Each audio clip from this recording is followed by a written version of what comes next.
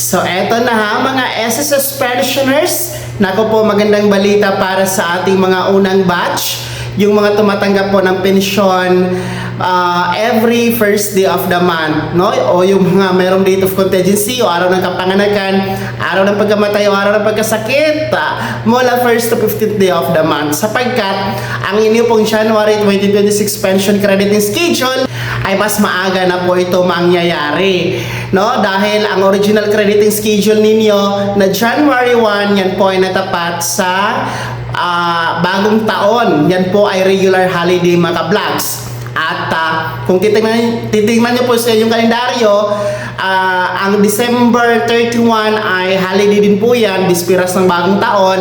December 30 po ay holiday dahil po Rizal Day o araw ng kapanganakan ni Dr. Jose Rizal. Then December 29 ay dineklara po yan ni Pangulong Bongbong Marcos noon ang Malacanang Palace bilang special non-working holiday. At ayon po sa SSS circular na kapag natapat sa holiday o weekend ang original schedule ng crediting ng pensyon ni SSS, i-atras ito sa pinaka-last working day ni SSS.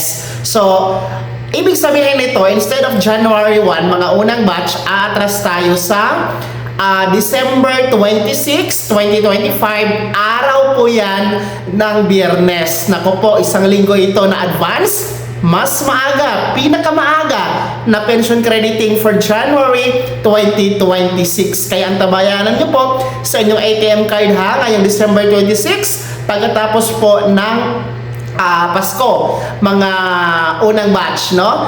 Kahit pa paano may magagamit kayo sa pagsalubong sa bagong taon. So yan po ha, ang ating mga second batch, mananatiling regular schedule po ang meron kayo dahil January 16, araw po yan ng Biyernes, hindi holiday at hindi natapat sa weekend. So, ulitin ko, mga unang batch, kayo po ang buhay na manong magkakaroon ng mas maagang pensyon, advance pensyon for January 2026, instead of January 1 ay magiging December 26, 2025.